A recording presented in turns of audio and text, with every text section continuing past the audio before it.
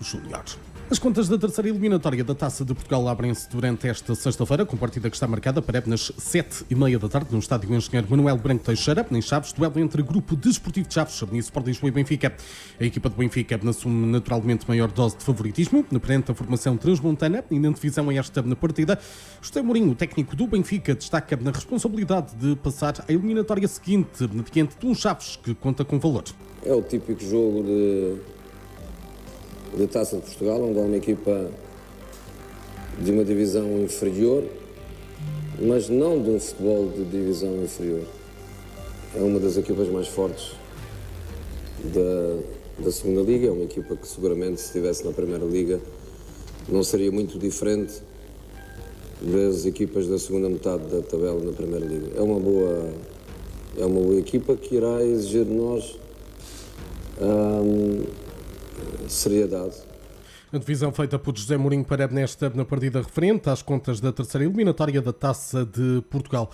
Uma partida que vamos acompanhar com relatos na primeira Rádio Desporto pelas 7h30 da tarde, esse duelo entre Chaves e Benfica. Para já, centramos atenções também nessa conferência de imprensa, na que acompanhamos em direto por parte de Francesco Farioli, o treinador do FC Porto, na antevisão esse duelo entre Celoricense e FC Porto, partida esta que está agendada para nas 6 da tarde do dia de amanhã, no sábado.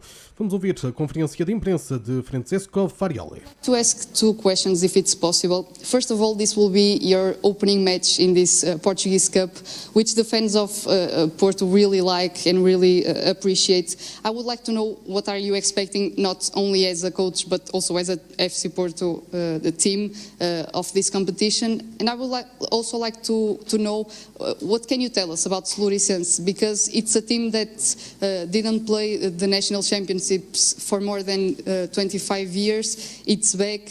Their land is on let's say they are appreciating this magic of the cup and to play against FC Porto. What can you also tell us about Celoricense? I try to remember the two things. So about the fact, of course, is a new competition, so new book for us, and definitely something that we want to explore till the last page, if we will be capable to do it. But before to arrive to the last page, we need to start with the first one, and the first one is Celoricense.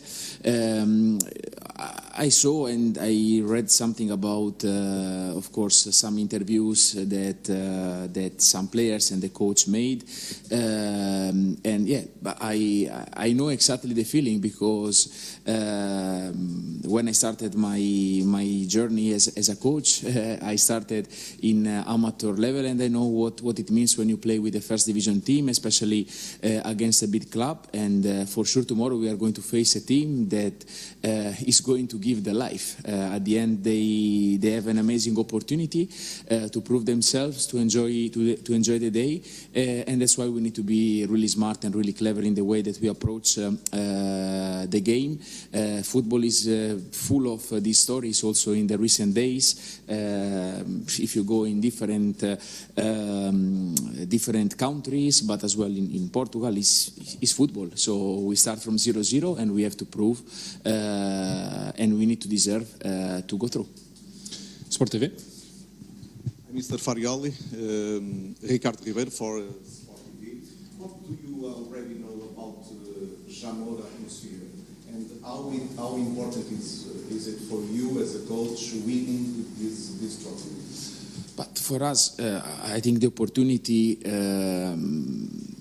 to be in a competition and to win a competition is always something great. As I said, before to think about the final page of the book, we need to think about the first one, because we need to start to read the book in a proper way. And again, I think we prepare ourselves really well. We prepare all the possible scenarios.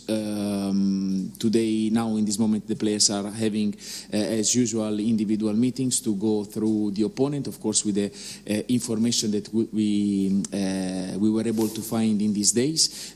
But again, a lot of respect, a lot of attention as always, and especially, as I said, knowing that football is a very strange game, and we have to be ready to compete at our best also tomorrow. I suppose you know Celoricense lives some kind of fairy tale. What are the risks in a game like this for FC Porto? I already mentioned the fact that on paper you can say many things, but the reality that the game starts 0-0 and both teams, they will try everything, especially just in a single game. Many scenarios can change. Again, my way of thinking is always about the worst case scenario, because one set pieces, one action, one card can change completely the dynamic and the values that on paper, of course, we cannot deny this one, are different. But in the other side, again, when is a ball, 2 goals and 22 players running, many things can happen, and we have to be really competitive, really ready to approach the game in the right way and to move forward in the next block. Hi, Coach. Gaspar Castro for SIC. I'd like to ask about the goalkeeper position. You didn't really rotate your goalkeepers at Nice and Ajax in the Cups. Will that change now, considering that Claudio Ramos is very experienced? He's very used to playing in the national cups. Yeah, it's true that in my previous clubs I never change. Tomorrow we will play with Claudio. It's a decision because he's a goalkeeper that deserves a lot. As you said, he has an incredible experience. He play a big role with his personality and character, and as well with his qualities. So tomorrow he will be in the goal. RTP. Hello, Farioli, Diogo Monteiro for RTP. My question is about 2 players, Vitor Frault and Rodrigo Mora. Recently, they are among 4 finalists for the Golden Boy. What does this mean for you and for them? I think it's a great achievement, both for them individually and as well for the club. In one side, for a player that has his own path, he did his own path through the academy of FC Porto, and the other one, a player that has been signed through the work of the scouting department, that they were able to recognize a so special talent so early, and of course as well to somehow I think is a reward for the president that was so brave to make a big investment in a player that was just starting his own career. And about this one, I mentioned now the president. Let me add, today is his birthday, so we all wish him an happy birthday to him, and especially today, also considering everything around the club, the training center that has been, of course, as you know, entitled to George. So these days has been quite special for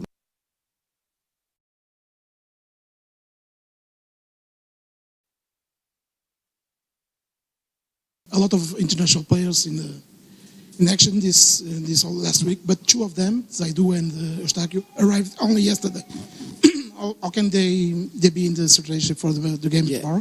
So about Zaidu, he came back also not with the best physical situation. He had a small problem in the calf, so today he tried but wasn't really great, so we decided to keep him out for the game of tomorrow, so he will not be in the squad. And for Eustáquio, he arrived late, but he's fully fit, so he will be part of the game. O jogo? Hi, Coach. I was meant to ask you about Tomás Pérez. How are you seeing him in the World Cup, and what role can we expect from him once he gets back?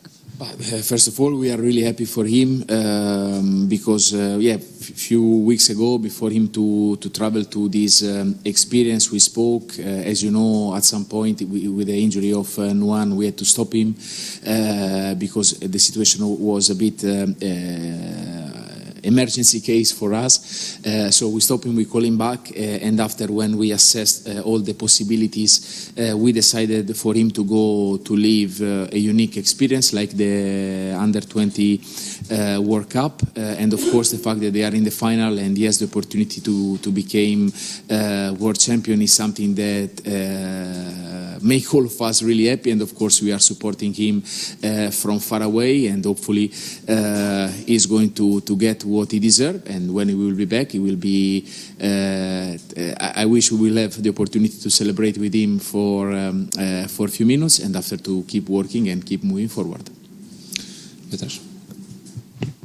Hi, Coach. José Miguel Machado, Jornal Record. I have two questions, if possible. First of all, a kind of geography question. After or next to aliados, is Jamor one of the words that you hear the most here in Olival and in Dragão?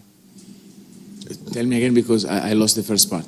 After aliados, yes. Is Jamor one of the words that you hear the most? Yeah, it's a destination that has been mentioned to me, of course, several times for the prestige and the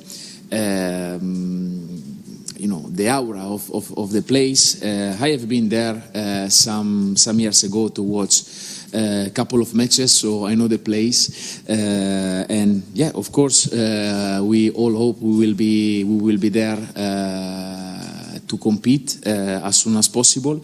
But yeah, everything, our journey through there start tomorrow in another place, and we have to be ready for that. The other one, yesterday, José Mourinho said that Benfica was to be dominated by FC Porto in the last match. Do you agree with him? I didn't listen to the press conference because we were focused in the next opponent. Hi, Francesco, Miguel Taveira for TSF. I ask you about Ian Caramo. He got late to the team. He didn't have any play time still, so I'm asking you if tomorrow it's an opportunity for him to play. It's an opportunity. Of course, he came. He was out of contract, so he took some days and some weeks to prepare himself at the best, especially in the last 2 weeks with the players that stays here. That honestly, they push massively, all of them. I think now he's in a level where he can start to give us some help. Hopefully tomorrow he can gain some minutes, and of course in the next block we are waiting for him to give us the right support and the proper step to help us to keep moving forward. Fechamos aqui. Hi, Mr. Rodrigo Costa for the project Crackers.pt. Usually FC Porto uses this competition as a launcher for some new players playing for the first team. Vitinha, Diogo Dalot, Sérgio Oliveira are some examples of players that had this debut in a Taça de Portugal game. How important do you think this game against Celoricense can be for some young players that came from B team or from the juniors? For me, it's not really like this. First of all, we don't use competition, but we compete in the competition. So tomorrow we will go full gas with the best 11 that I believe could help us to win the game and to approach the next competitive block. That, as you know, we are going to play 6 matches, 5 away. So it's going to be a very challenging and demanding period. Hopefully tomorrow we will have the full support of our fans over there, so we wait for them to make the stadium full, because again tomorrow is an important match and my mind is there, so you will see tomorrow in the lineup we will play with the players that I believe are the one that could help us to compete at the highest level. Obrigado a todos, bom trabalho. A leitura feita precisamente na antevisão a esta na partida por Francesco Farioli, o técnico da equipa do Futebol Clube do Porto, a fazer então a antevisão a esse embate entre Celoricense e Futebol Clube do Porto. A partida é esta na referente à terceira eliminatória da Taça de Portugal e que está marcada para neste sábado pelas 6 da tarde. Já sabe, mais uma grande partida de futebol para acompanhar, claro está, aqui na primeira Rádio Desporto. A edição de Desporto na Golo FM tem o patrocínio betano.pt. Confia. Siga em permanência a maior fábrica de notícias de desporto do país e do mundo em golo.fm.